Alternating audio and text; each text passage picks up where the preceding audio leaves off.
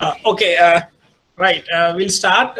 I think on YouTube also that you can see on live broadcast of the lecture. So the first topic that we are going to discuss, as I told you before, the sources of law. We'll go to the first slide. So first of all, before we study the sources of law, we'll see what is law. What do you mean by, or what do you understand by law? Law means you just think about law. So you follow day-to-day life. You follow laws. When you go, when you walk in the road, you have set of rules and regulations that you follow. When you drive a vehicle in a highway, that you follow set of laws. So what is this law? What do you mean by law? You see, when you analyze law, you can see the law is set of rules and regulations.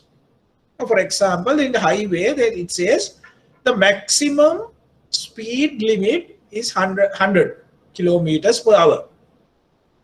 So that is a rule set out or regulation place.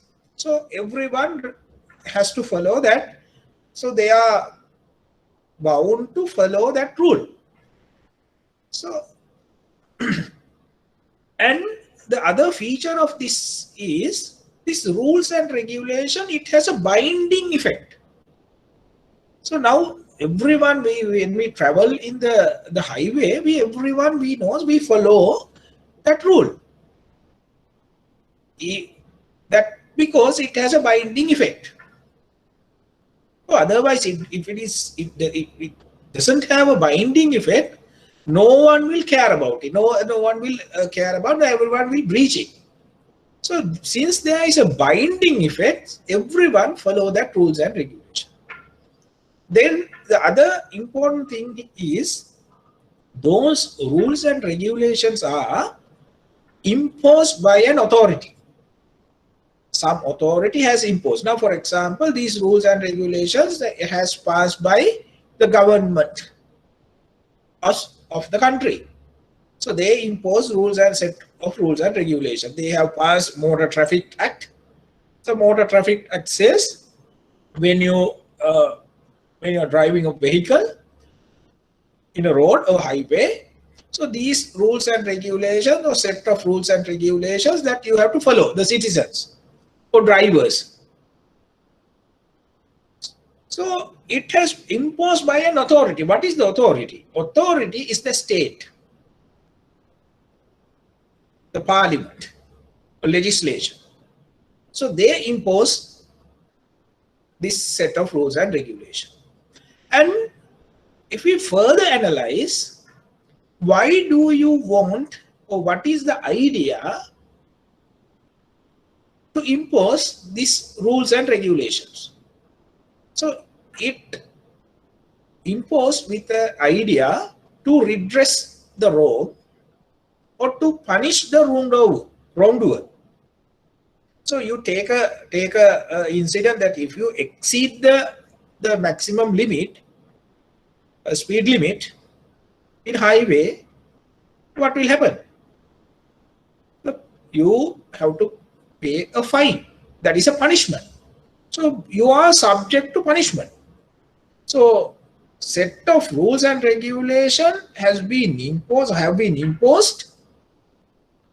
with the idea to prevent the wrong or to punish the wrongdoer. So if we take all these four points, we can say the law is set of rules and regulations which has a binding effect, imposed by an authority with the idea to redress the wrong or to punish the wrongdoer. Now, take any law of the country, right? So all these laws are with these characters. Now, when you take a country, right, that within the country that the central government can pass rules and regulation or laws. What is the authority? The authority is the parliament. We call it legislature, the parliament. Now take a municipal council area, right? The municipal council area, what is they also can, the municipal council can impose set of rules and regulations. Now you take your area, right?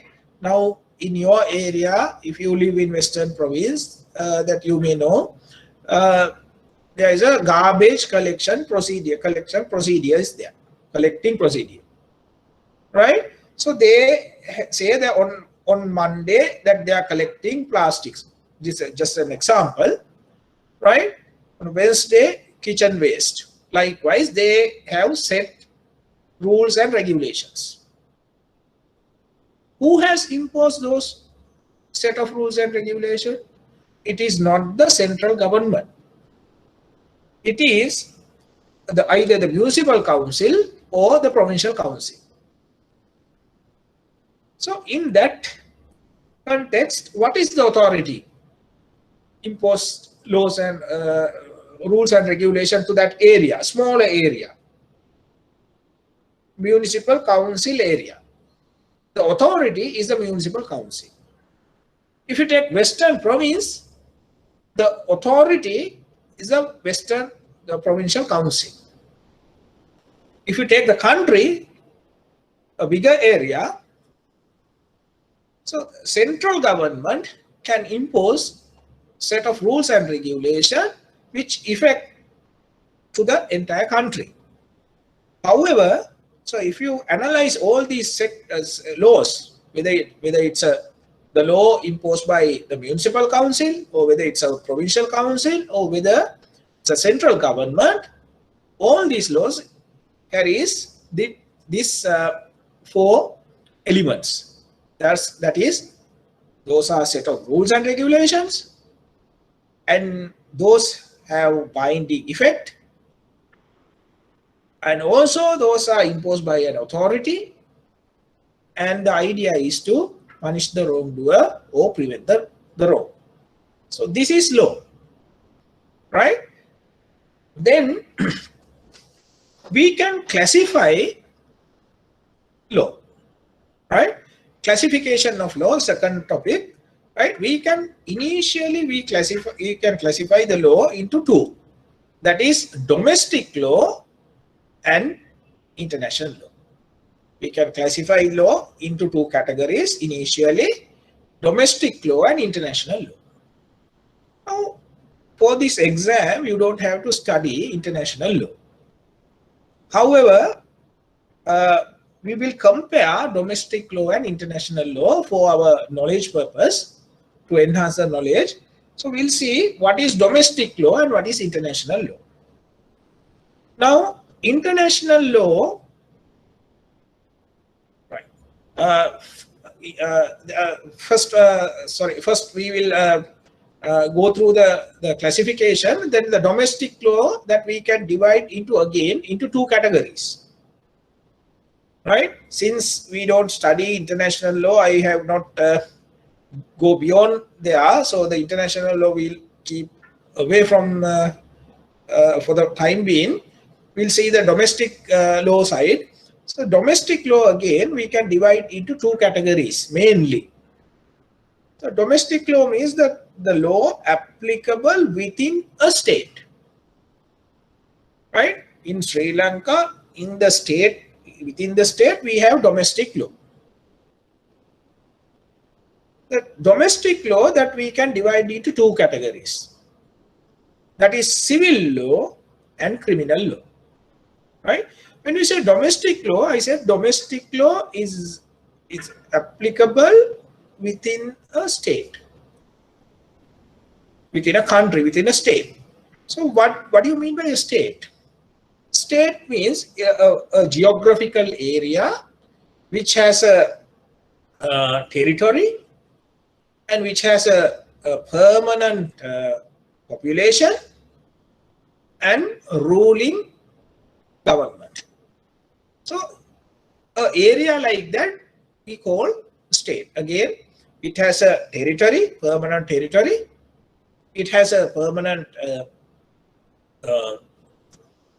population, and it has a government, ruling body. So that area we call state. So state, the authority of the state can impose laws to that particular area. So those type of laws we call domestic law. The domestic law, again, we can divide into two categories, that is civil law and criminal law. For the banking law subject, we don't have to study criminal law. We have to study a part of civil law for this exam. So therefore, then again, I have given some examples that we have to study for this exam under civil law. Example, personal law. We have to study some personal laws under this. Those are, we have to study Canadian law, we have to study Desawalami law and Muslim law. Then we have banking law, again it's a civil law. Then we have commercial law, and we have administration law and land law. But for this exam, you don't have to study commercial law, administration law, or land law. But you have to study first two, that is personal law and banking law. So this is the classification of law. Now we'll go to the next slide and we'll see what is international law, right? International law is a set of treaties and agreements between states or countries, right? Now take international law. International, who is subject to international law? Now, who is subject to domestic law? As I told you before, the domestic law is applicable within a state, right? So who is subject to the law? Who follows the domestic law? The citizens of that country or residents of the country follow the law. Now, for example, if we live in the country Sri Lanka, that we follow the laws imposed by the Sri Lankan government. But Indians who live in India will not follow our laws because they have their own set of laws, domestic laws. So they follow, the Indians who lives in India, they follow their domestic law. We follow our domestic law. Likewise, all the states, so they have their own set of domestic laws, which is followed by the residents of that territory. Now, for example, we say now the Sri Lankan goes to, say, some other country, say Australia, and live in Australia. Then what happened? That person, since he lives in Australian territory, that he has to follow the Australian domestic law. So anyone who resides in the territory has to follow the domestic law of that country. Like, that is about the domestic law. Then when it comes to international law, the question is, who follow the international law? Now, domestic law, we know that citizens and the residents has to follow. But when it comes to international law, in that scenario, that we can't say there's a territory. It's not a state. So you can't say residents follow international law. Or you can't say citizens, because it's globally applicable law. It's applicable to entire world. Then the question is, who can follow? Who has to follow international law. So can I say, an individual, a citizen, say that I am following international law, not domestic law? So we have to now see who is subject to international law. International law is applicable to mainly to the countries, states, and international organizations. Right? Countries, states, and international organizations are subject to international law. Right? International law is set of treaties and agreements between states. Now, international law, when you say international law, it is, those are the agreements between the countries. Now, for example, we take Sri Lanka and India. We have an agreement. We have a lot of agreements. We have agreements with regard to the territorial water. Right? We have agreements with regard to the islands in north part of the country. Right? India and Sri Lanka, we have treaties, agreements. We are bound by those treaties, agreements. We say from seashore, we have 200 kilometers territorial water, which belongs to Sri Lanka. And India says, okay, we have 200 kilometers from our shore. So that's an agreement between two countries. So we don't breach that. We don't go beyond our territorial water, and we don't reach to Indian water. If we breach it, then they can take action against the Sri Lankan citizens or Sri Lankan citizen who has breached the agreement between the countries. So the international law is based on treaties or agreements between the states and the countries. Then international law is governed. International law governs national. Mainly, it's applicable international interaction between the countries, affairs of citizens of other countries, and international businesses and other organizations. Now, international law governs international interaction between the countries. Now, for example, any dispute between countries. We take the same example between India and Sri Lanka. If we have a dispute, how we are going to solve the problem?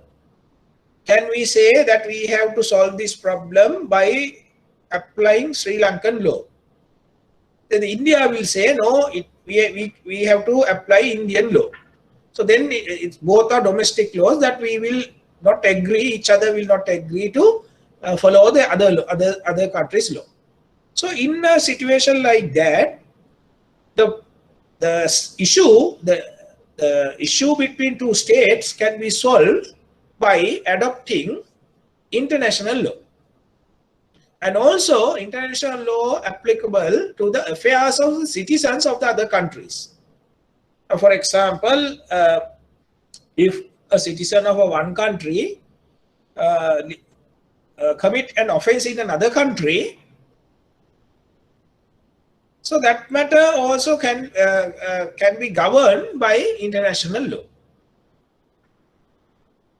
And also international law applicable to the international businesses and other organizations. For example, we have multinational organizations. Example, we have United Nations. It's an organization, international organization, and which is subject to international law. They are not bound to, the organization is not bound to follow any domestic law. Right? They are governed by international law. So those are the areas that international law applicable. Then the international law can be categorized into two categories again. Now, if we categorize international law, we can divide that international law into mainly two categories. The first one, It's private international law. So private international law means the private international law deals with issues between private entities such as people or corporations which have significant relationship to more than one nation. Right? We have some organization, we have individuals. They have connections to more than one nations, more than one countries. So, for example, multinational companies, or an individual who lives in more than one countries, or citizen of more than one country, dual citizens, or a person like that, right? So that person's issue, or that the issue of that international organization will be governed by private international law. Then the other category is public international law. So the public international law deals with the relationship between the countries and nations. So public international law applicable to the countries, states. Example, the laws of sea, economic law, diplomatic law, environmental law, human rights law, and humanitarian law. These are some examples for the public international law. So those are the categories that we can divide international law. That is private international law and public international law. Then we'll go to the next one. That is the most important part that for this exam, that is domestic law. The domestic law, the law established and applicable within a state, within a country, to govern events, transactions, and persons in the country. So the domestic law applicable within the territory of the country, and it governs the events, the transactions, and the issues relates to the persons, citizens or residents of the country. Then the domestic law, again, we can divide into two categories, as I told you before, that we can categorize those into two. One, the criminal law, and the second is criminal law and civil law. We'll go to the next slide. There is a comparison in this slide. You can see a comparison of criminal and civil liability. This is very important for the exam because this, if you have seen the previous past papers, you can see this is a repeating question. So very important for the exam. So therefore, especially I want to mention that this comparison is very important. Understand the comparison, understand the theory, then remember for your exam this comparison. So in the left hand side that I have given the criminal liability, and the right hand side the civil liability. We'll see one by one the comparison. The criminal side, number one, a crime is a wrong against the state. What do you mean by that? Crime. What is a crime? Crime says a crime is a wrong against the state. Now, we'll take an example. We'll take an example, simple example. We say a person murder another, a person kill another person. It's a murder. Murder is a crime. Murder is a crime. Right? We say A killed B. Right? A is a murderer. Now it's a wrong. Right? It's a wrong and it's a criminal offense. The question is, now we take a wrong, a general wrong, right? When we say wrong, it's an activity against somebody, right? If you take somebody's pen, right? So you harm somebody. Your act is wrong act and it is against somebody. Now, when it's come to crime, the crime is an offense against the state. Against the state, not against a particular person. If a citizen of a country kill another citizen, that is called murder. It's a crime, and the crime is wrong against the state. So in a criminal action, the state will file action against the murderer. The police will take the murderer into the custody and they will produce him before the courts. They will conduct the trial, right? Police and the Aegis department and the law enforcement authorities, and the state, the government will put him in the jail because it is a wrong against the state. On the other side, civil wrong is a wrong against an individual. It's a wrong against an individual or an organization. We'll take a simple example. We'll take a commercial example. We say a person obtained a loan from a bank and he defaulted the loan, didn't pay. Now it is a wrong. It's a wrong. Now the question is, the wrong against whom? That wrong is against the bank, the organization. Right? We take the same example. We say A individual obtain a loan from B, another individual, and default the payment. Again, it's a wrong, and that wrong is against that other individual, B. The government or the state, nothing to do with that, because it is not an offense against the government. So the first difference between the criminal liability and the civil liability that you have to remember, if it is a crime, it is a wrong against the state.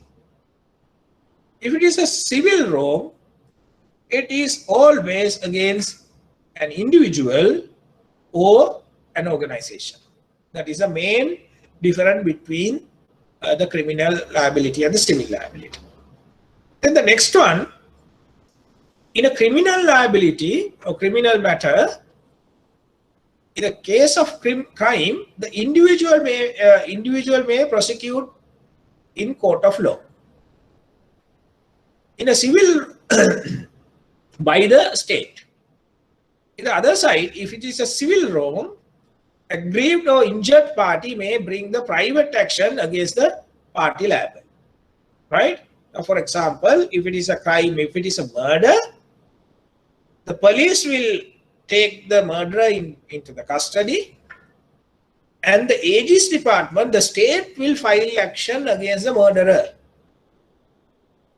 On the other hand, if it is a civil wrong, we'll take the previous example. We say that the customer of the bank has defaulted the payment. Then the bank will file action against the customer, the individual, not the state. Right? Then from the criminal side, the prosecution will normally be brought by the state. We discussed that. Then the punishment. In a criminal action, what is the punishment? So punishments are under criminal procedure, imprisonment or capital punishment. Imprisonment means that you put the man behind the bars, jail. That is a criminal punishment. Or capital punishment means death sentence. Right? In some countries, they have capital punishment. They send the wrongdoer, they send, they actually they kill. Then on the other side, civil liability, the remedy may recover, the person may recover the damages or other forms of satisfaction. That means, if what is, now we'll take the same example. If customer default the loan, what is the remedy or what is the relief that bank can ask from courts? Bank can recover the loan through courts. Okay, or if it is an accident case, you can ask damages. Or there are other relief that you can get. So other forms of satisfaction you can get, not a punishment, but damage and other relief that you can ask in a civil action. In a criminal side, aim of the criminal prosecution is to punish the wrongdoer, to prevent him repeating the crime and to discourage others from committing the similar crimes. Now take a criminal action. In a criminal action, the punishment is, it could be imprisonment or capital punishment. Imprisonment means that you put the wrongdoer in the jail. Say we say for 20 years he sent to the jail. So then what is the idea? The idea is you prevent that person from committing the same or any other type of crime for another 20 years. So he will be in jail, so he can't commit that wrong again. That is one aspect of the punishment. The other aspect of the punishment is when when other people see the punishment, they will not tend to do any crime, because they know that if we do such a thing, that we also get a punishment like that. So that is the other idea, right? By punishment. Now, when it comes to civil side, what is the purpose of this punishment is to give the purpose of the civil action is to redress the wrong. That means that you rectify the error. You give damages, you give compensation, and you try to satisfy the person who get injured or aggrieved by giving damages, by giving compensation. Then from the criminal side, in a criminal matter, the case that you have to prove beyond reasonable doubt. In a civil matter, that we have to prove the case in courts based on balance of probability. Beyond reasonable doubt means without any doubt that you have to prove. For example, if A kill, if we say in a criminal action, we accuse A has killed B. A has killed B.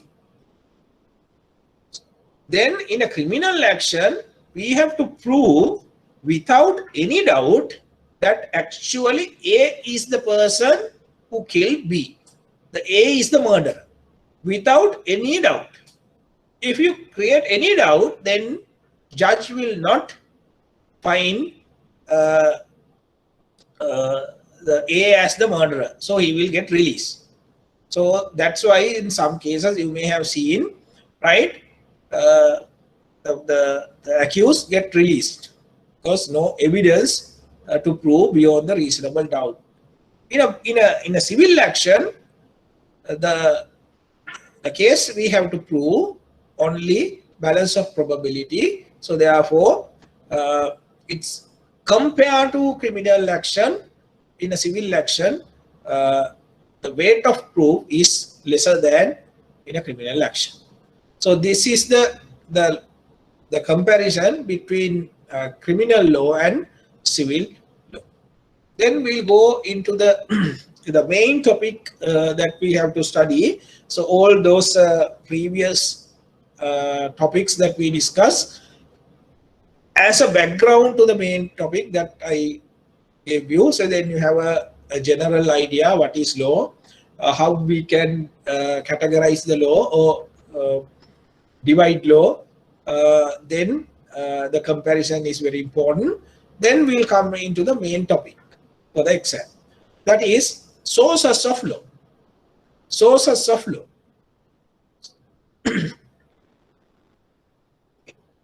If you take domestic law of the country, Sri Lanka, right? Our law is created, built based on certain sources. So we have to study, we have to identify under this topic, what are the basis, what are the sources that we consider when we create law in the country. So these are the main sources that we follow, we use to create law in the country, in Sri Lanka. We have mainly 6 sources that we have to study for this exam. Number 1, the first source of the country, or the most important paramount source of the country is the Constitution and the statute. Constitution is the highest or paramount source of the country. As you know, as you are aware, that the parliament cannot pass any act which breach the constitution. If it is not in accordance with the constitution, that can be challenged in the Supreme Court. So therefore, even the parliament, the legislature, cannot go beyond the constitution and or breach the sections of the constitution and passed a new law. Whatever the law introduced to the country, it has to be in line with the constitution, in line with the sections of the constitution, can't breach the constitution. Therefore, it is the paramount law of the country. That you have to remember. Then the second source of the law of Sri Lanka is Roman Dutch law. This is very important. The second one is the Roman Dutch law. It is not English law, it is not any other law, it is Roman Dutch law. Roman Dutch law is considered as the common law or the residual law of the country. For you, if you have seen the past papers, you may see sometimes some years they have asked what is the common law of the country, or some years they have asked what is residual law of the country. The residual law or the common law of the country is Roman Dutch law. Right? Why Roman Dutch law has become the common law of the country? It's simple, because Roman Dutch law was introduced to the country by Dutch people. Right? When they introduced this Roman Dutch law and they governed the country for a period under the Roman Dutch law. Then afterwards, the English came, British people came, and they introduced English law. But they introduced some part of English law, but kept Roman Dutch law as the common law of the country. So even today, we have Roman Dutch law as the common law, and we have English laws in a specific areas like banking law, insurance, international trade. So those are governed by, some examples, those are governed by English law. But other areas are governed by Roman Dutch law because it's the common law. Then the fourth one is customary law, that we are going to deal later in details. The customary law or customs of the people also considered as a source of law. in the country, when we are creating, when we are introducing new law, we looked into the customs of the laws also, customs of the people, citizens. Then personal law, Canadian, Tesavalami and Muslim law, we have set of personal laws. The personal laws also we considered as a source of law when we are introducing laws to the country. When we define law, we consider personal law. For example, if we have a issue or matter to resolve, a personal law related issue with regard to a Canadian person, so the Canadian law will apply. If it is a Tamil, Jaffna Tamil person, so who is governed under Tesavalabi law, so his issue we have to solve by applying Tesavalabi law. So likewise, if it is a Muslim person, so his issue we have to address by applying Muslim law. So that is source number 5, personal law. Then number 6, case law. Case law means judges, they create law by giving judgment. So judgment, they have binding effect. Now today, if judge decide a case, that judgment become a part of the law of the country. So therefore, that decided cases or case laws also consider as a source of law of Sri Lanka. So mainly, now we see what are the sources of the country. 1, constitution. 2nd, the Roman Dutch law, that is the common law of the country. 3rd, the English law, it applicable to certain areas like banking, insurance, international law. Then customary law, also a source. Customary law means the customs of the citizens. Then number 5, the personal laws like Canadian, Tesavalami and Muslim law. And the last one is case law, that is the cases decided or judgment given by judges. So those are the 6 sources that we are going to study in the coming slides. We'll go to the next slide then. We'll take the first source, that is constitution and statute. You see, what is constitution and why we consider the constitution as the paramount law of the country or prime law of the country. The legislature is the prime source of law, and it consists of legal rules passed by the competent authority. So in any country, any state, legislation or the constitution considered as the prime law of the country.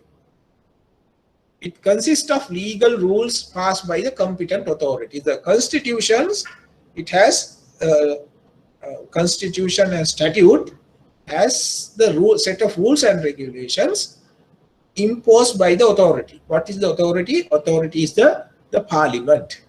So therefore, it considered as the paramount law of the country. The legislature can have many purpose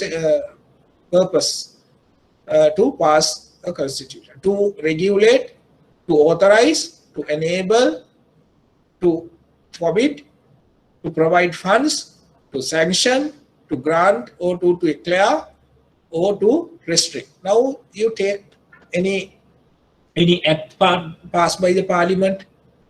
So if you take a parliament act, you can see that they pass rules and regulation for certain purpose.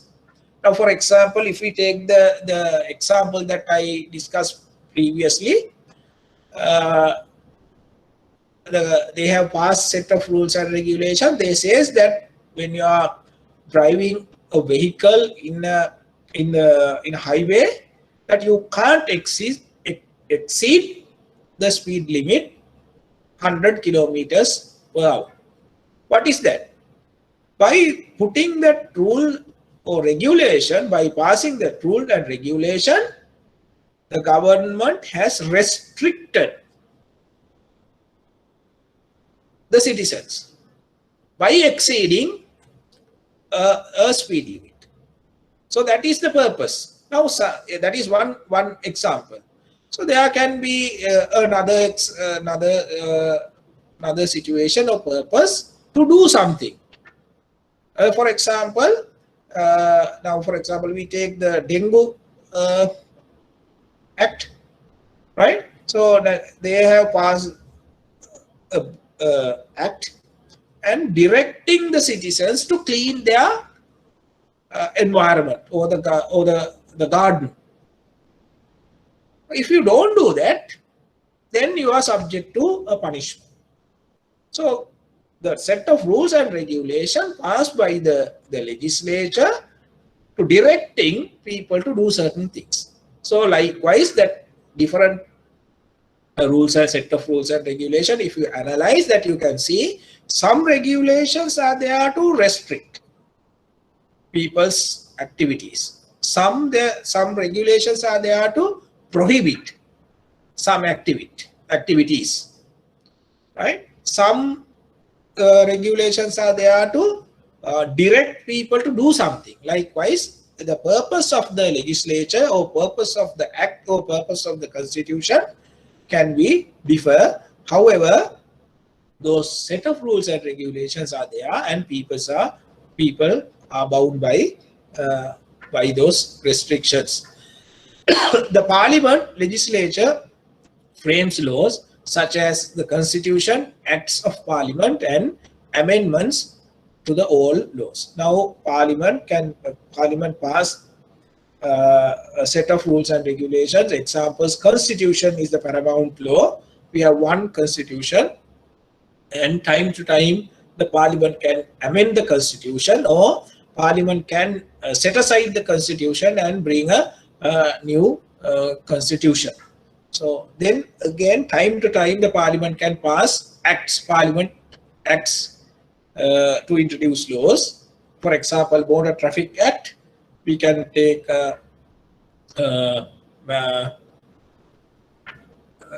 another example. We can say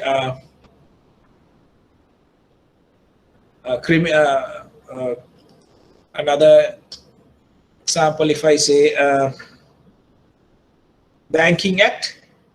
Likewise, we have several acts. Act number 4 of 1990, Act number 2 of 1990. Those are we are going to discuss under the banking law. So time to time, depending on the requirement of the country, the parliament can pass acts. And also, the parliament can bring amendments to the acts passed by them. Now, for example, the Banking Act has been amended by amendments. Companies Act can amend. Likewise, the existing law can be amended by passing a new amendment.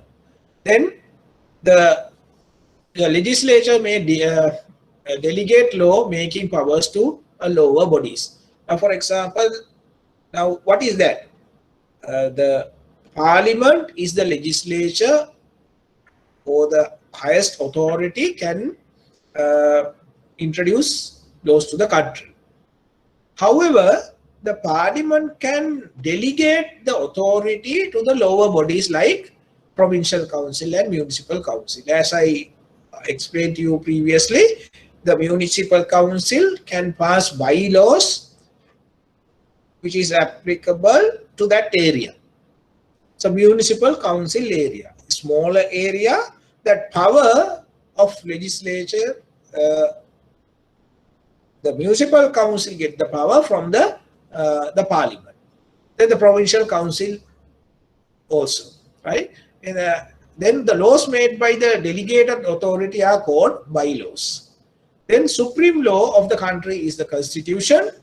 All other statutes, acts, and bylaws must be in accordance with the constitution of the country. That I already explained to you, right? The legislature, that is a parliament, or lower bodies like municipal council, provincial council, they can pass bylaws. However, all the laws passed by the parliament or other bodies has to be in accordance with the constitution, because it is the prime law of the country. So that is about the constitution and the statute as the prime source of the country. Then we go into the other source, that is source number 2, Roman Dutch law. Roman Dutch law is considered as the common law or residual law of the country. Roman Dutch law generally applies in Sri Lanka when statutes and personal laws do not regulate the issues in questions. What does it mean? Right? Roman Dutch law is the common law of the country. Common law means it's applicable to everyone, irrespective of their nationality, irrespective of their religion. It's applicable to everyone.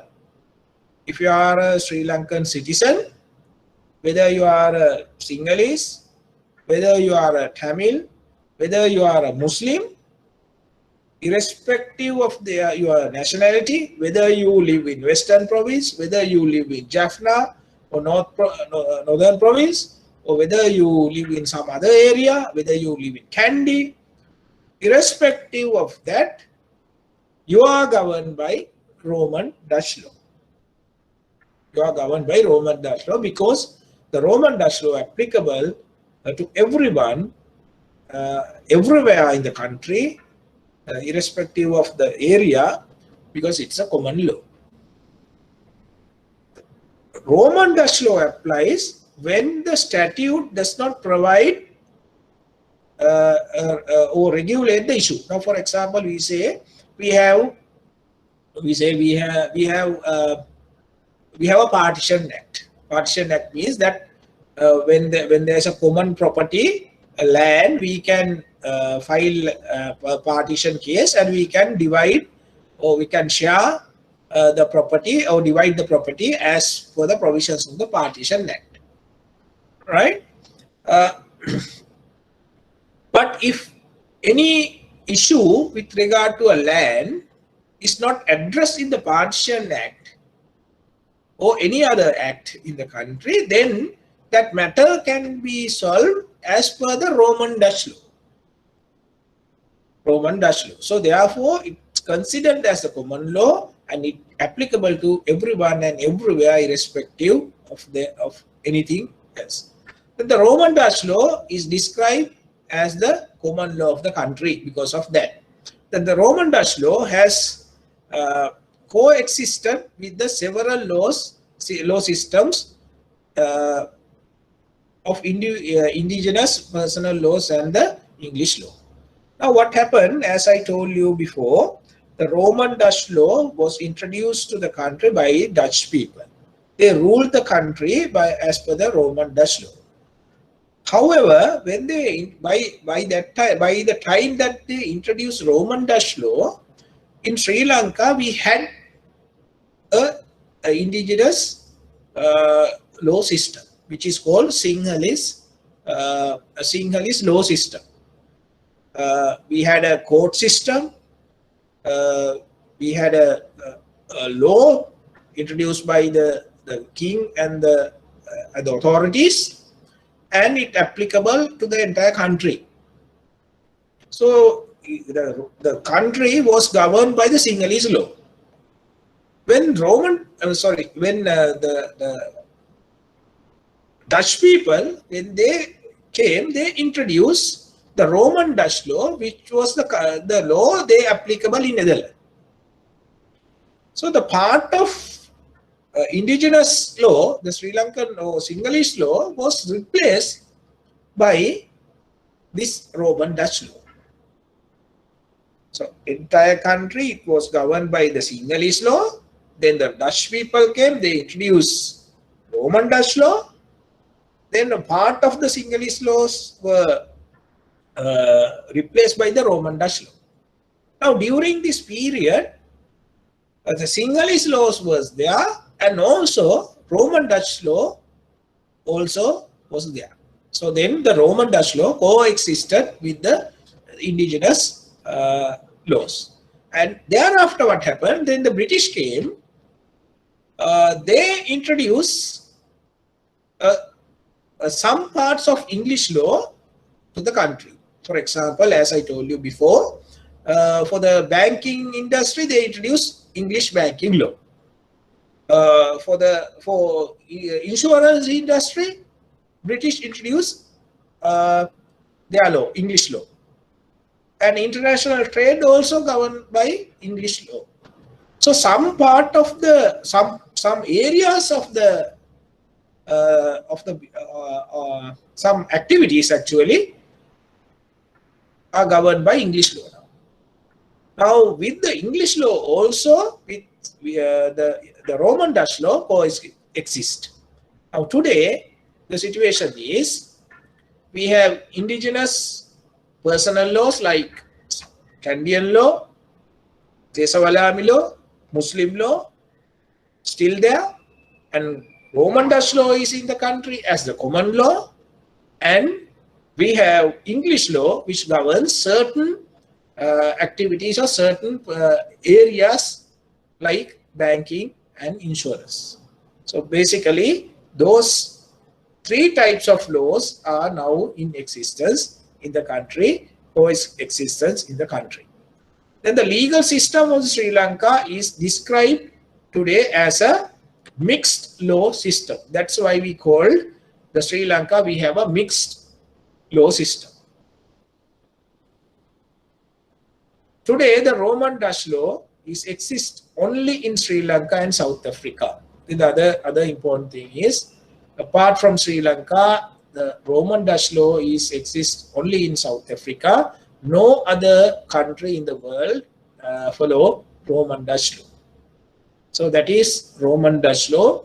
It is the second source of law in the country, Sri Lanka.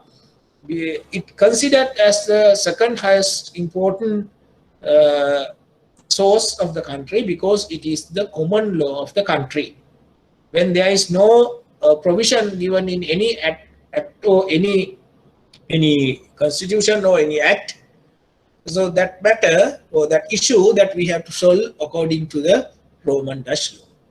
So that is a second source of law, Roman Dutch law. Then we'll go to the third one, English law. English law is another source of law in the country. As I previously told you, during the British colonial period, English law was introduced to the country. To fill the gaps where the Roman Dutch law or personal laws did not provide any solution. So British, they introduced English law for the areas where Roman Dutch law or personal law, indigenous Sri Lankan laws did not provide solutions. So for example, banking. So banking was not there when it was introduced to the country by the British people. So during their period. So it's a new subject to the country. So therefore, we didn't have a banking law before British came.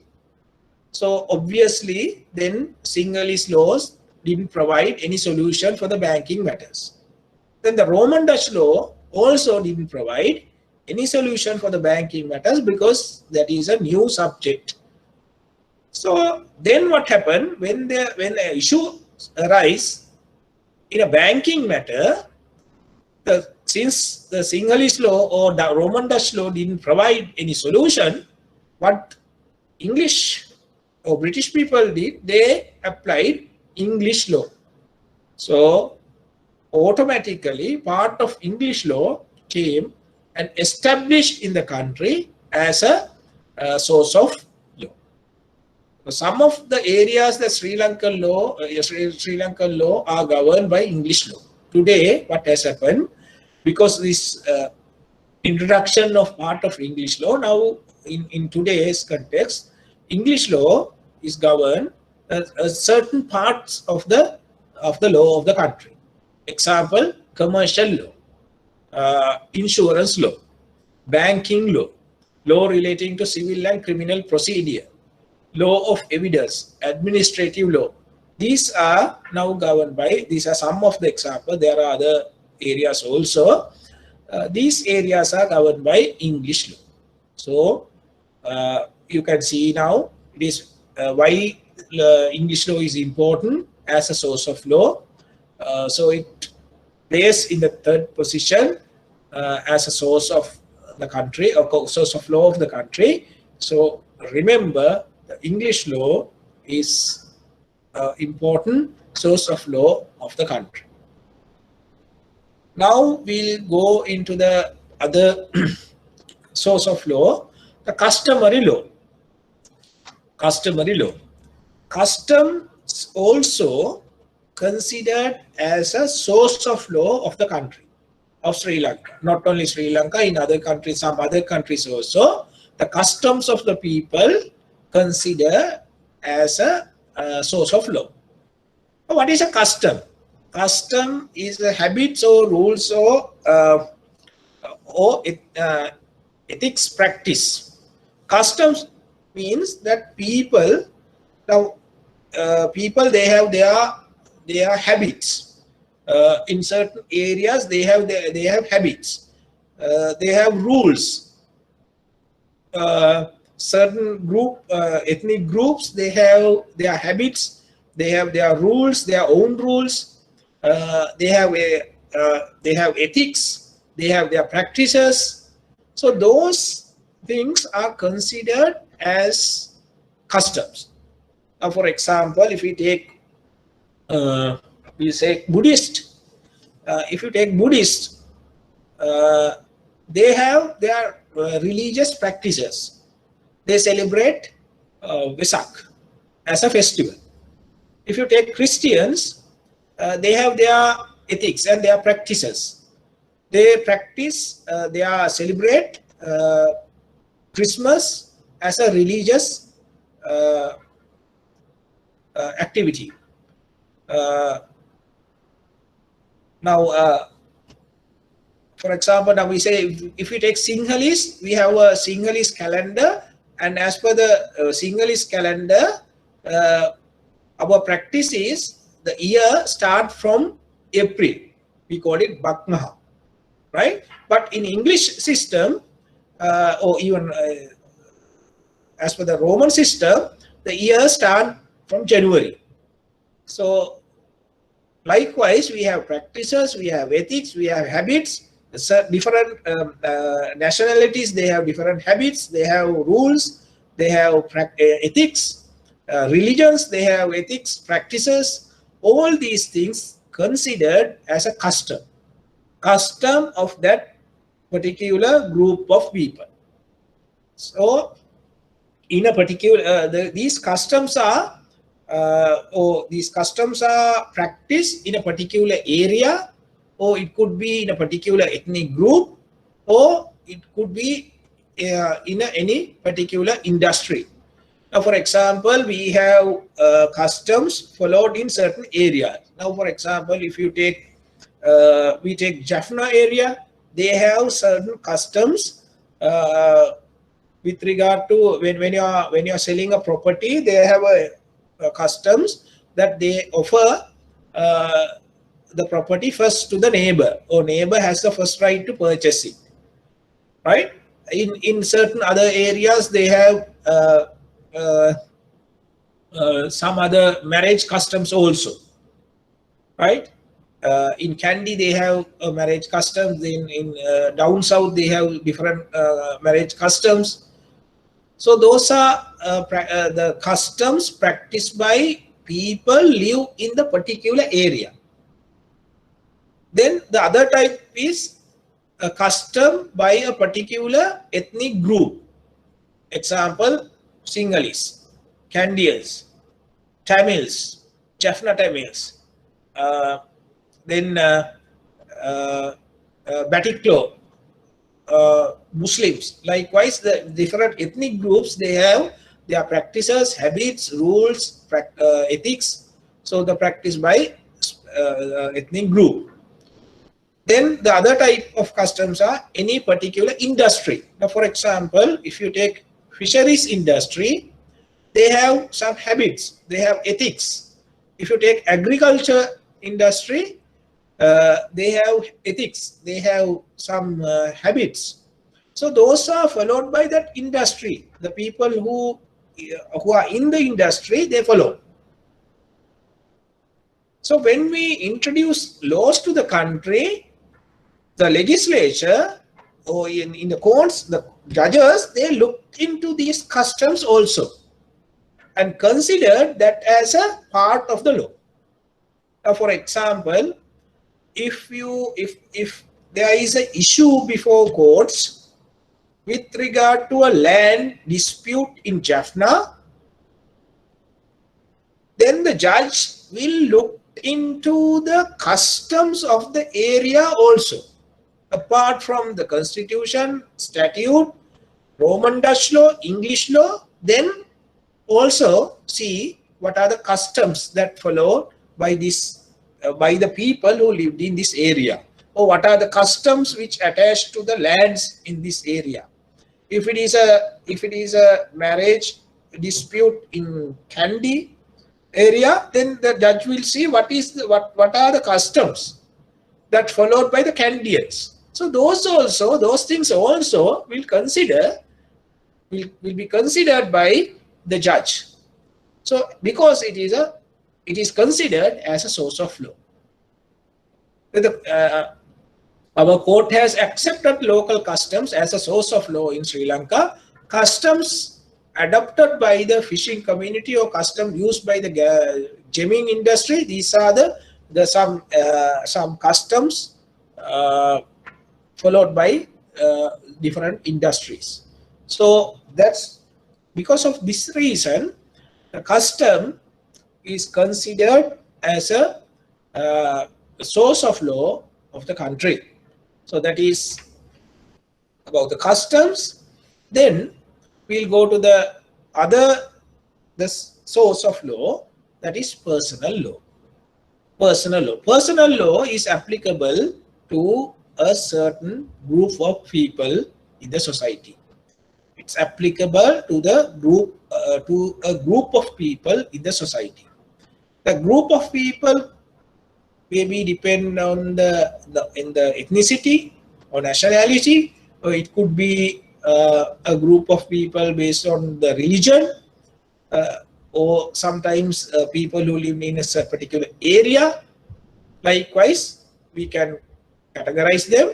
However, the personal law is applicable to a group of people in the society. Example, we have Kandian law as a personal law, we have Thesavalami law as a personal law, and we have Muslim law as a personal law, which also considered as a source of law of the country. And for this exam, we have to study these three personal law: Kandian law, Thesavalami law, and Muslim law. So those are the sources of law of the country, 6 sources of law. So then we go into the details of 3 personal laws, that is Kandian law, Thesavalami law, and Muslim law. So we start now with Kandian law. Right. What is Kandian law? Law applicable by the Sinhalese king during the period of 1505 to 1815. So as you know, the British conquered the Kandian kingdom also in 1815.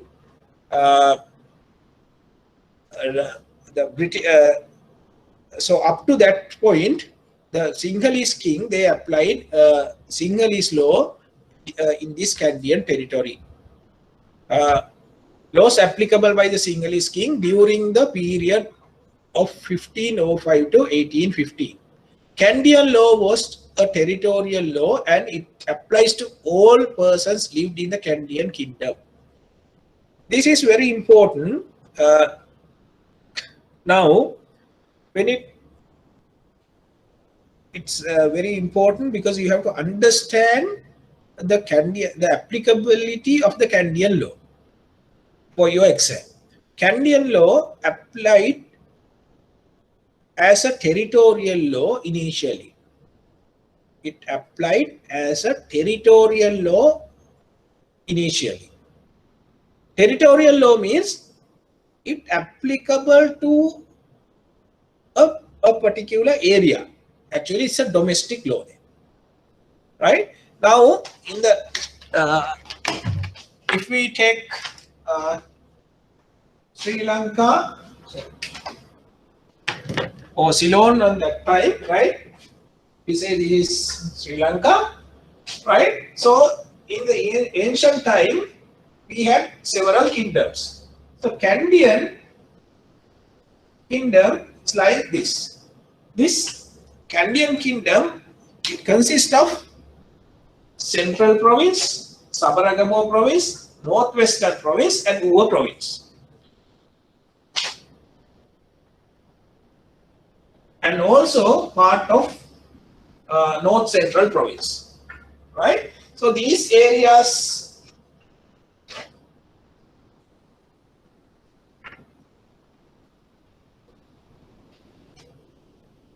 were included into the Candian kingdom. So the Candian law applicable within the Candian territory or Candian kingdom as a domestic law. What do you mean by applicable as a territorial or domestic law? It means it applied to everyone lived in the Candian kingdom irrespective of their nationality, irrespective of their religion or anything. Now, for example, during that period, if any person, we say a Tamil or even a Muslim or even a Sinhalese person who lives in the Candian territory or Candian kingdom was governed by Candian law, irrespective of their nationality, irrespective of their religion or ethnicity. So applicable as a territorial law. So that was decided in a case Kershaw versus Nicol in 1862. In this matter, it was decided Candian law as a territorial law.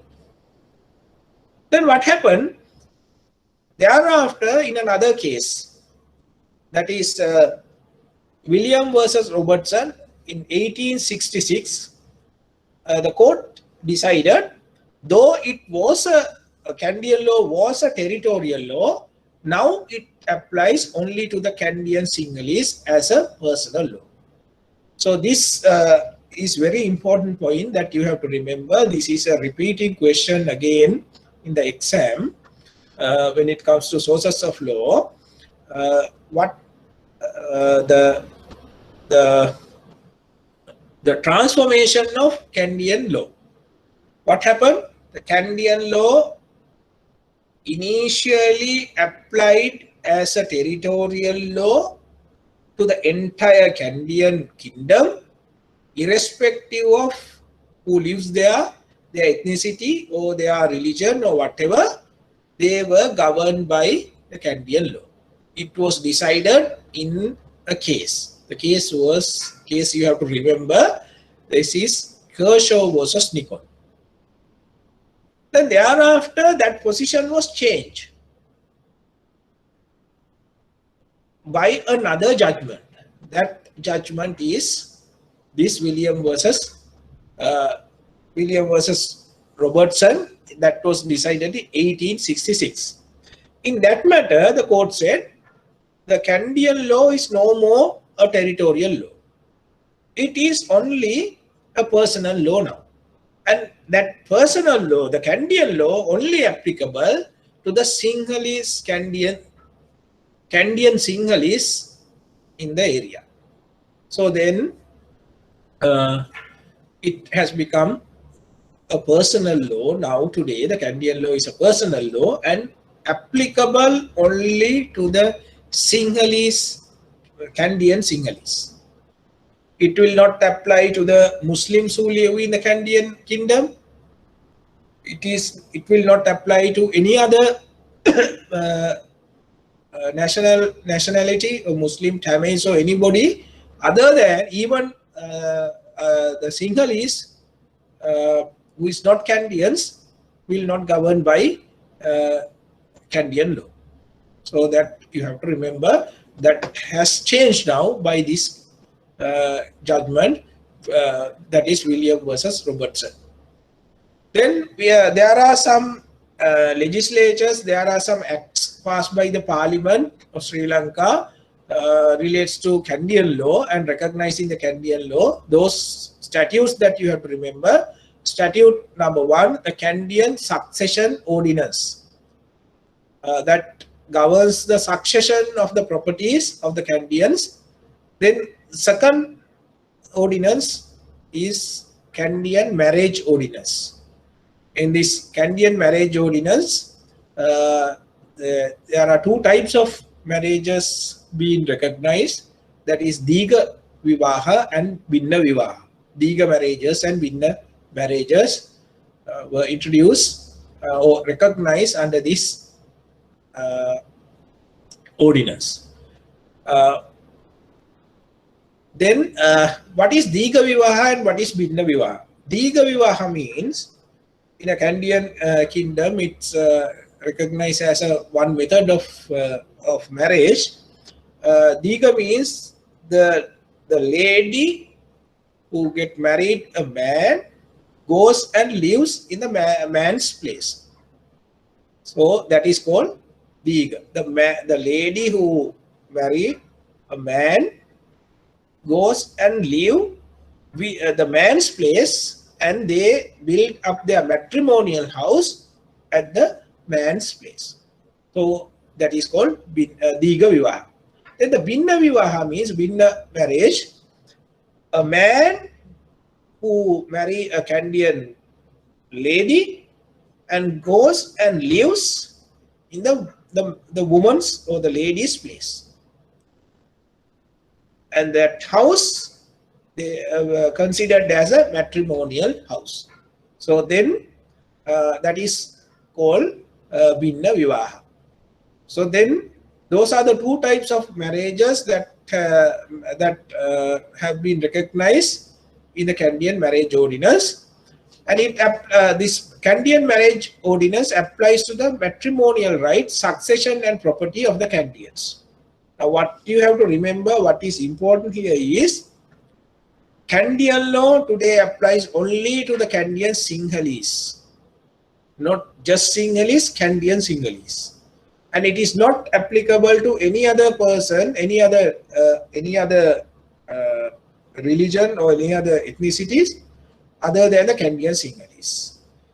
Then, who is a Kandian? Next question, who is a Kandian Sinhalese? Then, that when somebody says that they are governed by Kandian law, then he has to prove that he is a Kandian Sinhalese. He or she has to prove that he or she is a Kandian Sinhalese. Then the question is, who is considered as a Kandian Sinhalese? Who can consider in law as a Kandian Sinhalese? So a Sinhalese person can be a Kandian Sinhalese by 2 ways. 1, by birth. 2, by marriage. By birth means if you are born to a Kandian Sinhalese family, if you are born to a Kandian Sinhalese family, by birth, you automatically become a Kandian.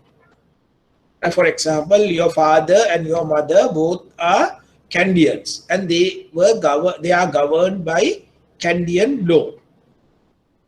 They are governed by Kandian law. Then, by birth, you also become a Kandian automatically, right? Now, for example, if you born to a Sinhalese family, then you become a Sinhalese automatically, whether you like or not. If you born to a Tamil family, you automatically become a Tamil. You have no choice, right? You can't change. So likewise, By birth, you become a Canadian if you are born to a Canadian family. That is one. Number two, you can become a Canadian by marriage.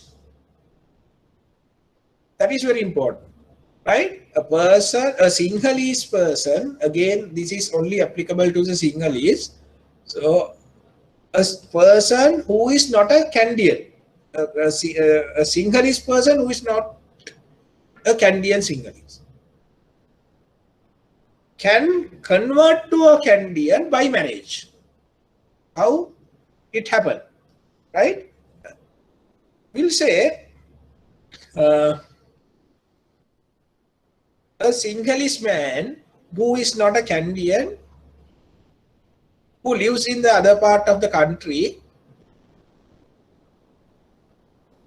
married a Canadian Sinhalese lady, and that is a Binna Vivaha, and the man, a Sinhalese man, goes to Canadian lady's house and start a Binna marriage contract. So then that man also become, who he was not a Canadian, now he become a Canadian Sinhalese person. So Canadian law will apply to him. The other way is a woman or lady who is not a Canadian Sinhalese, a Sinhalese lady who is not a Canadian Sinhalese, married a Canadian Sinhalese man and settled down in the man's matrimonial house, the marriage contract. Then the lady who was not a Canadian Sinhalese now convert to a Canadian Sinhalese woman and will govern thereafter by Canadian law. So these are the two ways that a Sinhalese person who become a Canadian Sinhalese. The Canadian property and inherited property can be divided into two. Canadian property, as per the Canadian law, can be divided. Inherited property, that is called Paraveni property, and acquired property. Inherited or Paraveni property means the property that you got from your parents. And acquired property means during your lifetime or during your marriage, the property that you purchase. So those are the two types of properties under the Canadian law: Paraveni property and acquired property. So these are the important points that you have to study or you have to remember under the Canadian law. If I summarize this again, Canadian law is the law or applied by the Sinhalese kings during the period of 1505 to 1850. So Canadian law, initially it was a territorial law. It applied to the Canadian kingdom. However, it was changed later, and now it is considered as a personal law. It's applied only to the Canadian Sinhalese. Canadian Sinhalese. Then the person can be a Canadian Sinhalese by birth or by marriage. If you are married, if you born to a Canadian Sinhalese family, then you are automatically become a Canadian person. By marriage, also that you can become a Canadian. That I explain how it could happen. Then the property in Canadian under the Canadian law can be divided into two. That is Paraveni property or inherited property. That is the property that you get from your parents. And the other one is the acquired property. That the property that you acquire by yourself during your lifetime or during your marriage. So that is in brief the Canadian law.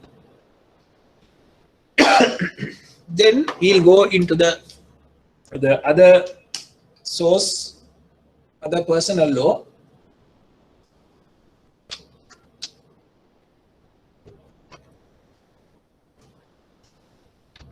That is Thesavalami law.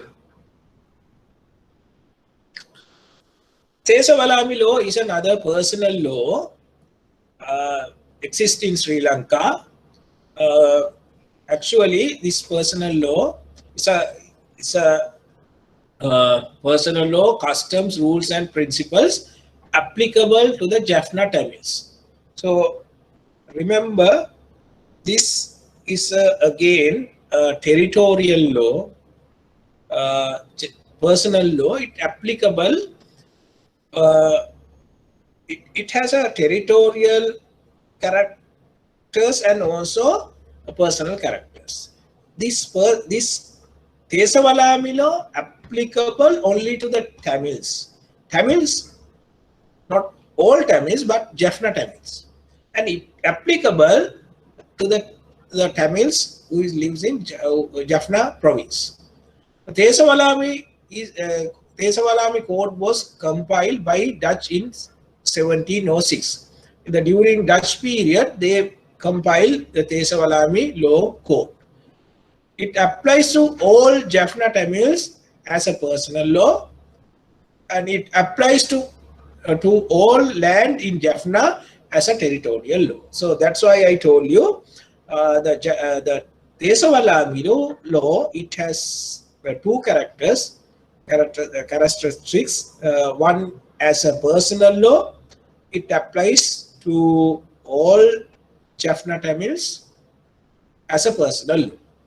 That means wherever they live, if they are Jaffna Tamils, then they are governed by Thesavalami law as a personal law. For example, we say a Tamil person, Tamil lady, or a man who lives in other part of the country, we say in Vellavatta or somewhere, still he or she is governed by Thesavalami law because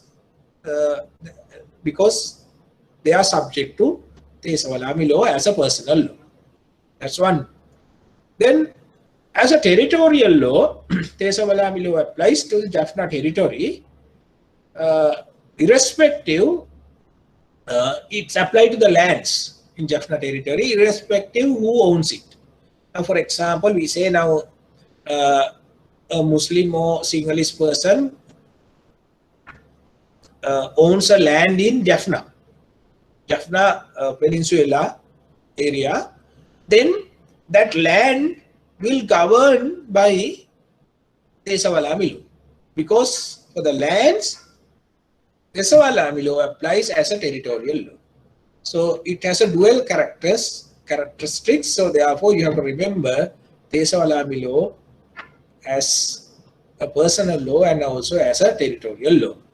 Then, in case of Shivanyana Lingam versus Sundara Lingam, the Thesavalami law applies to Jaffna Tamils wherever they live in the country, applies to movables and immovable property wherever situated in the country. So that decision is very important. In this case, Shivanyana Lingam versus Sundara Lingam, the court decided if the person is governed by the Thesavalami law, then the Thesavalami law applies to Jaffna Tamils wherever they live in the country.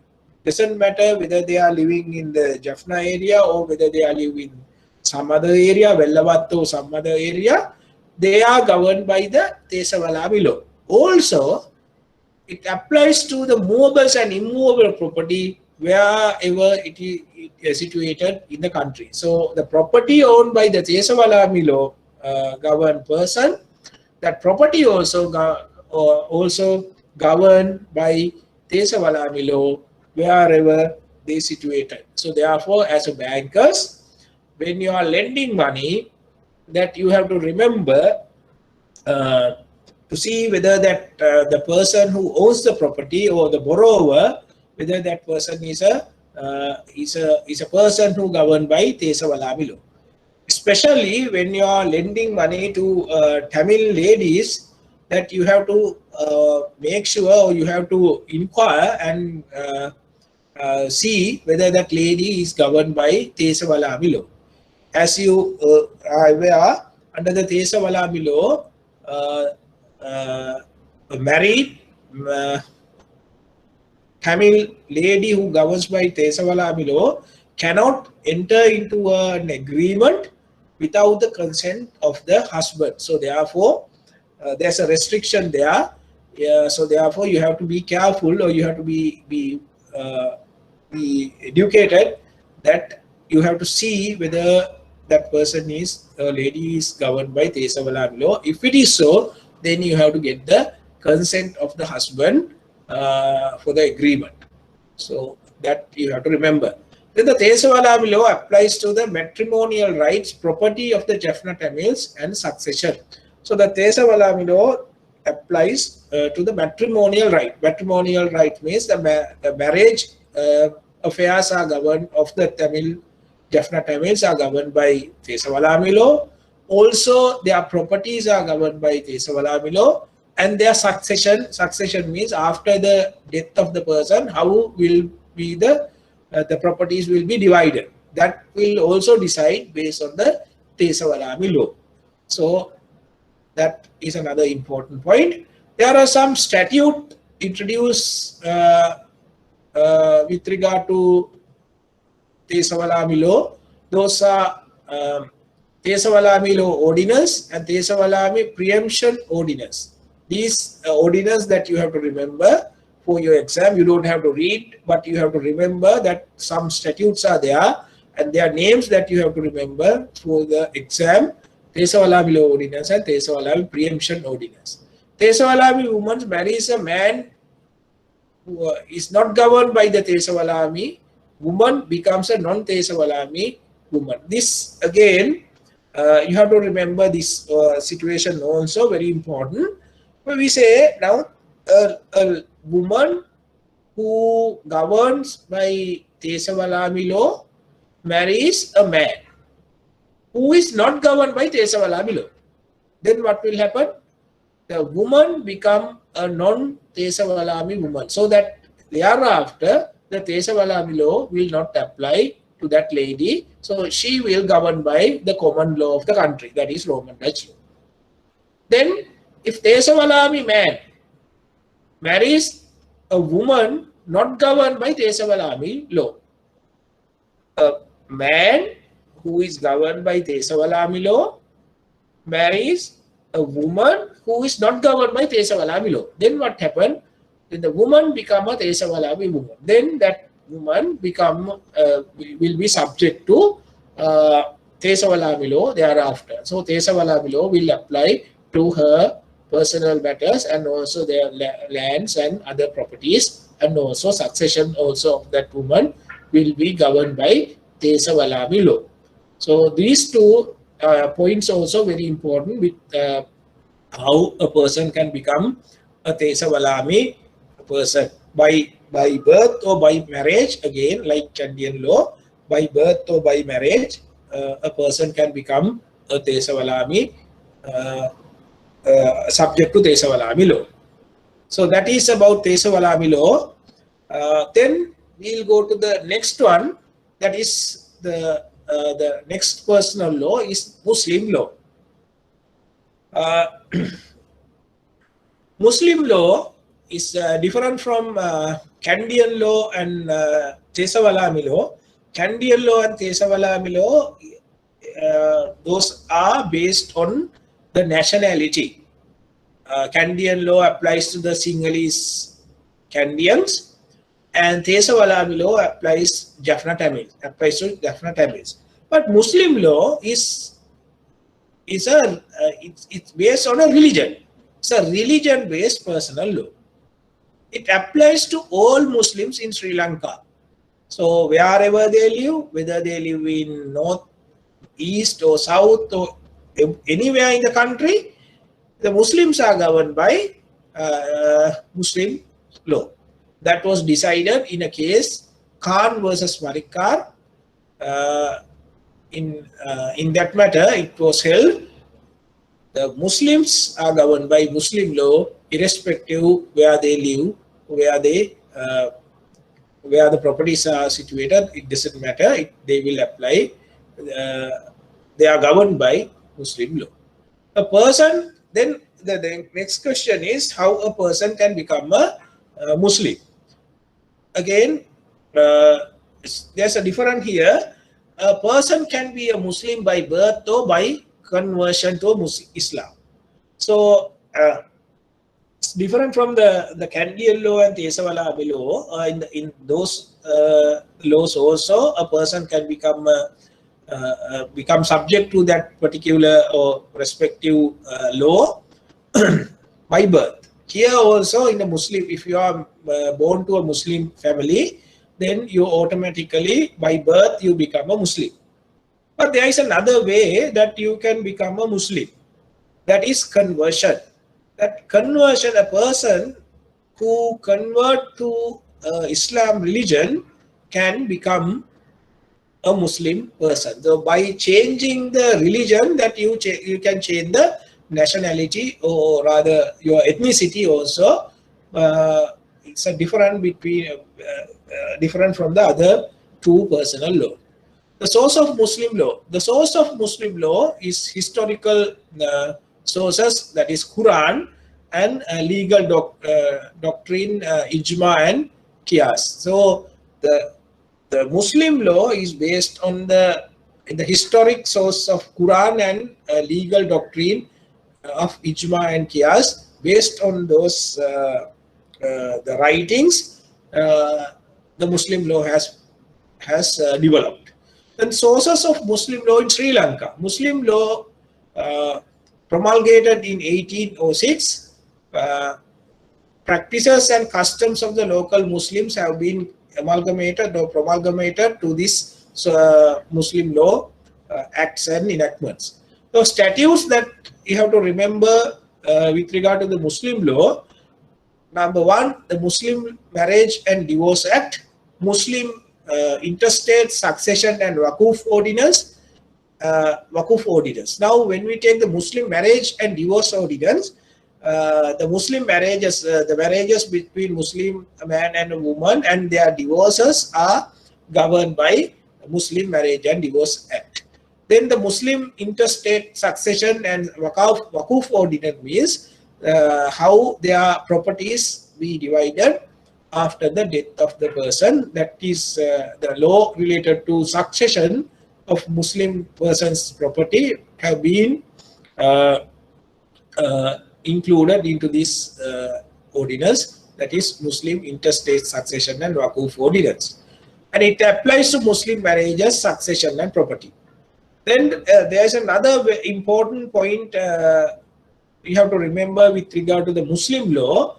When it comes to Muslim divorces, there's a special court system in the country. Those courts are called Khati courts, but we write like this, Q-U-A-Z-I, we pronounce it as the Khati courts. That court has exclusive jurisdiction to hear Muslim divorces. So if Muslim man and woman, husband and wife, if they want to get a divorce, they go to these special courts called Khati courts, not to the normal courts that the others go. So those are the important points that you have to remember with regard to Muslim law. Then the court system that we are going to study next. The court system of the country is very important point that we have to study. We have a court system as introduced to the country by the British people. We had a system, we had a Sinhalese court system. Then after that, Roman Dutch law was introduced to the country by the Dutch people. Then British came and they introduced a part of English law. And also the British, they introduced the court system, British court system to the country. Now, in the court system of the country, we have a hierarchy of courts. Hierarchy means that based on the power of each courts, that we can place the courts in a manner, in an organized manner, where where it shows an hierarchy as a hierarchy. The highest court of the country, before that, the court system of the country is established under the Judicature Act number 2 of 1979. This you have to remember. The court system of the country has been introduced or had been governed by the Judicature Act number 2 of 1979. Then the highest court of the country is the Supreme Court. It has the highest authority. Then the next court below the Supreme Court, we have Court of Appeal. Court of Appeal. Then below that, High Court. Then below the High Court, we have District Court and we have Magistrate Court. Magistrate Court or the Family Court is the lowest court in the hierarchy. From the Magistrate Court, we can make against a judgment of the Magistrate Court, we can appeal to the High Court. From the District Court, we can appeal to the Court of Appeal. From the Court of Appeal, we can appeal to the Supreme Court. From the High Court, we can appeal to the Supreme Court. If I repeat again, listen very carefully. Magistrate Court is the lowest court. From a decision, if you are not satisfied a decision, from the Magistrate Court decision, you can appeal to the High Court. From the High Court, you can appeal to the Court of Appeal. From the Court of Appeal, you can appeal to the Supreme Court. From the District Court, that is the second highest court system in the country. From the District Court, we can straight away appeal to the Court of Appeal. From the Court of Appeal, you can appeal to the Supreme Court.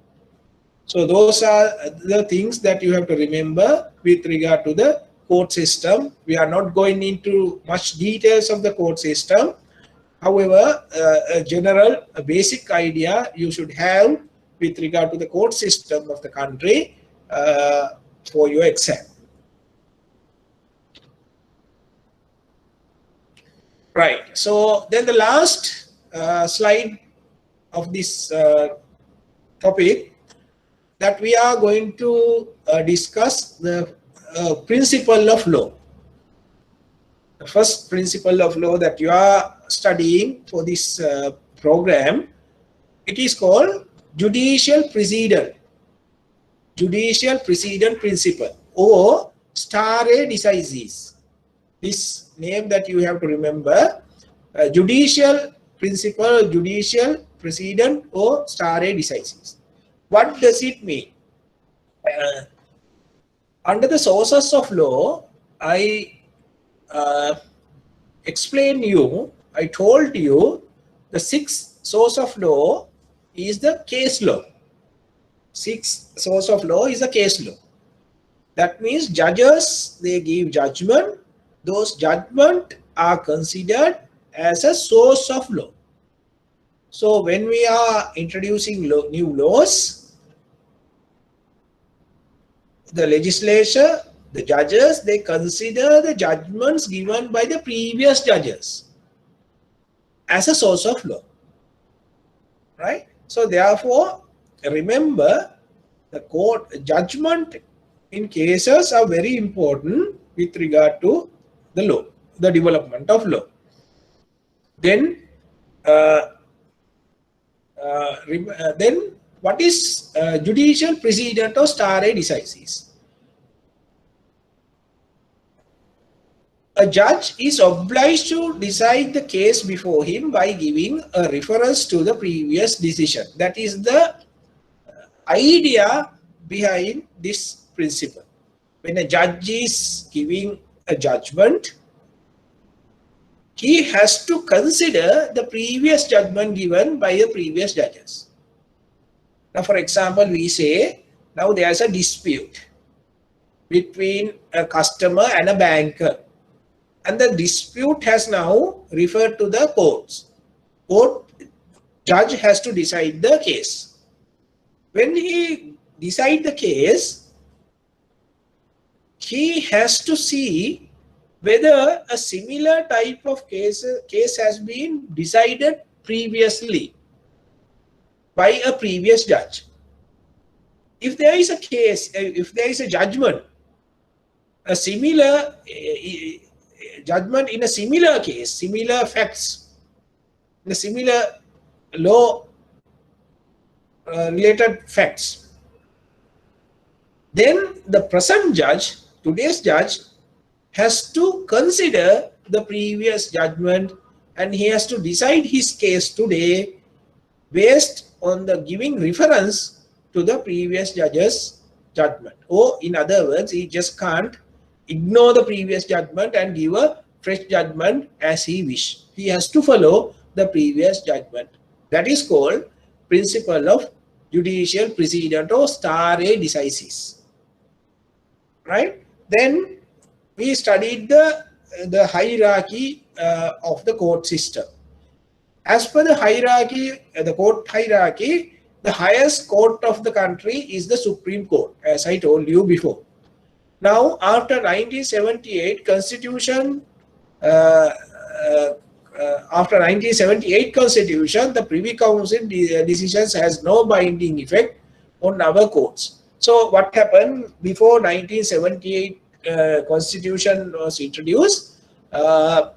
The Supreme Court, from the Supreme Court of the country, Sri Lanka, we had a chance to appeal to the Privy Council of England. So therefore, thereafter, when the Constitution, 1978 Constitution adopted, that no, we don't consider the Privy Council as a part of our legal system. So therefore, the highest court of the country now is the Supreme Court. Supreme Court. So therefore, as per the stare decisis principle, a judgment given by the Supreme Court has a binding effect in all other below courts. I'm repeating again, listen very carefully. The Supreme Court is the highest court of the country. A judgment given by the Supreme Court has a binding effect as per the stare decisis. So as per the judicial precedent principle, the judgment given by Supreme Court has a binding effect to all other courts because those courts are below the Supreme Courts. So basically, if a district court judge decides a case today, has to see whether there is a judgment given by the Supreme Court regarding the same kind of incident. Then if it is there, the district court judge today can't ignore the previous judgment given by the Supreme Court because it has a binding effect. The judge, district court judge, is bound by the judgment given by the Supreme Court previously. So that is very important. Then a decision of a court of appeal is binding on the lower court. So the next line is the court of appeal. The court of appeal judgments, it has a binding effect on the lower court, but not the Supreme Court, because the Supreme Court is over the court of appeal or higher than the court of appeal. So therefore, Supreme Court is not bound to follow any judgment given by the lower courts. Supreme Court is not bound by any judgment given by the lower courts, but all the lower courts are bound by the judgment given by the Supreme Court. The lower court cannot question the decision of the court of superior authority. So when a judgment is given, a previous judgment is given, the present lower court judge cannot question the judgment given by a previous superior court judge. Example, a district court judge cannot question the judgment given by the court of appeal. He has to follow the judgment without questioning. So that is the principle. Then, but it is not bound to accept the judgment of court of equal status. What does it mean? Now, for example, we say a a court of appeal or district court. Now, as I told you before, when there is a judgment given previously, the lower court has to follow the judgment given by the previous higher court judge. Then the question is, if it is equal status judgment, for example, today the matter is before the Court of Appeal, but previously the same kind of judgment has been given by the Court of Appeal. That means both judgments are Court of Appeal judgment. Then the question is whether the Court of Appeal judge today is bound to follow the previous Court of Appeal judge's judgment. The answer is no. The Court of Appeal, then since both are in the equal status, they are not bound to follow the judgment given by the equal state court. If it is higher court, then you are legally bound to follow. Then, however, the court of equal status can follow the previous decision of equal status conditionally. If want to wish to follow the judgment given by the same status court, if necessary, you can follow the judgment, or you can follow the judgment conditionally. You can take a part of the judgment, or you can just ignore the judgment and write a new judgment. So this is called stare decisis, or judicial precedent. So this is the end of the session today. If you have any questions, now you can ask the questions. Any questions from today's lesson?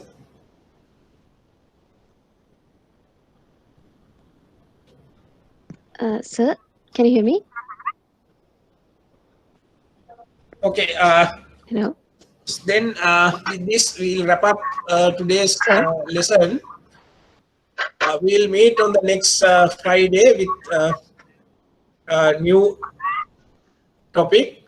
So the materials are shared to you. Please read the materials.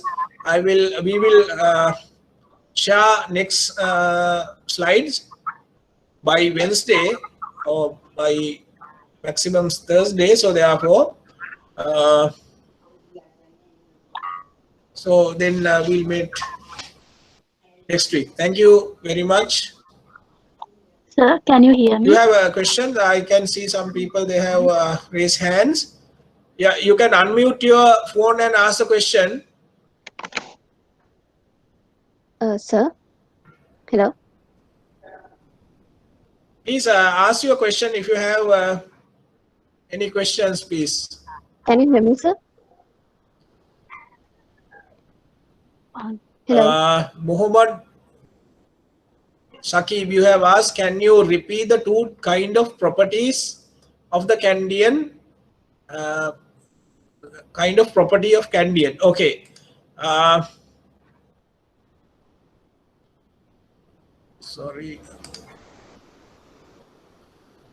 So the two types of properties are, one is the property that you get from your parents, inherited properties. The other property type is that the property that you acquired during your lifetime. Those are the two types of properties under the Candian law: acquired property and inherited properties. Any other questions?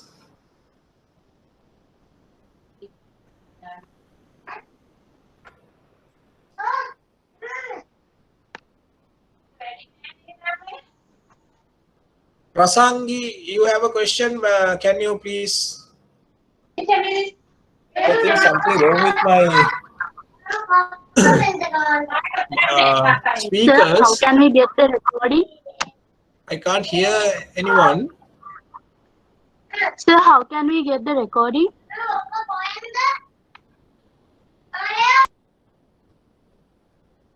Okay.